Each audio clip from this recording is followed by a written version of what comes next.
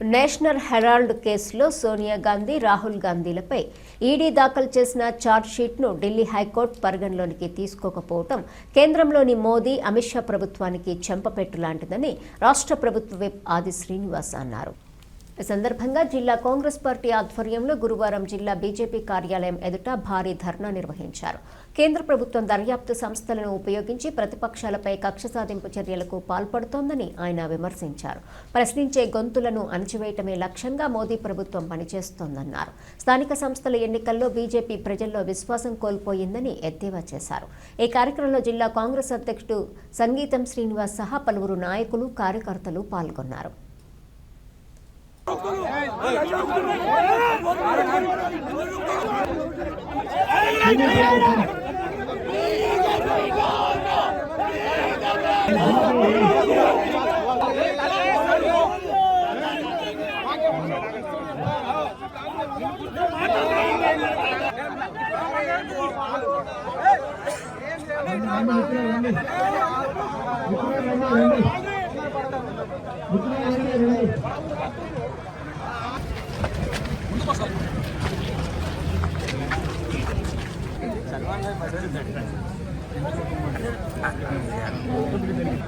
ఈ భారతదేశాన్ని అగ్రగామి దేశంగా తీసుకుని వెళ్ళినటువంటి గాంధీ కుటుంబానికి చెందినటువంటి శ్రీమతి సోనియా గాంధీ గారిని, రాహుల్ గాంధీ గారిని అక్రమంగా అరెస్ట్ చేసి జైల్లో పెట్టాలని చెప్పని అక్రమంగా ఈడీ ద్వారా కేసు పెట్టిన రోజు నుండే మేము కాంగ్రెస్ పార్టీ పక్షాన ప్రజలందరూ కూడా ఆందోళన చేస్తున్న సందర్భంలో మేము మొదటి నుంచి కూడా చెప్తా ఉన్నాం, ఇది అక్రమంగా పెడుతున్న కేసు.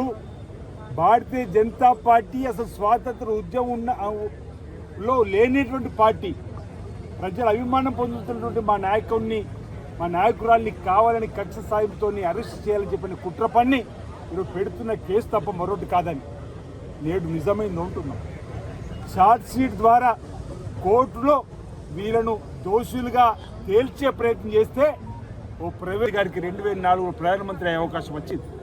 2009లో రాహుల్ గాంధీ గారికి ప్రధానమంత్రి అయ్యే అవకాశం వచ్చింది. మెజార్టీ ఉంది కాంగ్రెస్ పార్టీ పక్షాన. కానీ ఈరోజు పదవులు ముఖ్యం కాదు, ఈ దేశానికి సేవలు అందించాలి, పేద ప్రజలకు మేలైనటువంటి కార్యక్రమం చేయాలని చెప్పని ఆనాడు మన్మోహన్ సింగ్ గారిని 2 మార్లు ప్రధానమంత్రి చేసినటువంటి వారినా ఈరోజు మీరు టార్గెట్ చేసి ఈరోజు జైలు పంపాలని చూడడం తగదు మీకని చెప్పి భారతీయ జనతా పార్టీ చెప్తూ ఈరోజు ఏఐసిసి, పిసిసి ఇచ్చినటువంటి పిలుపుల మేరకు మల్లికార్జున ఖార్గే గారు, మహేష్ కుమార్ గౌడ్ గారు, గౌరవ ముఖ్యమంత్రి రేవంత్ రెడ్డి గారు ఇచ్చిన పిలుపు మేరకు రాజన్న సిరిసిల్ల జిల్లాలో ఈరోజు మా నిరసనను, మా ధర్నాను సిరిసిల్ల జిల్లా యావత్తు పార్టీ కూడా ఈరోజు వచ్చి మన నిరసన వ్యక్తం చేసినాం. తస్మాత్ జాగ్రత్త అని చెప్తున్న భారతీయ జనతా పార్టీ నాయకులకు ఈరోజు నరేంద్ర మోడీ గారికి, అమిత్ షా గారికి, సోనియా గాంధీ గారికి, రాహుల్ గాంధీ గారికి మీరు టచ్ చేసేటువంటి సందర్భం రాదు.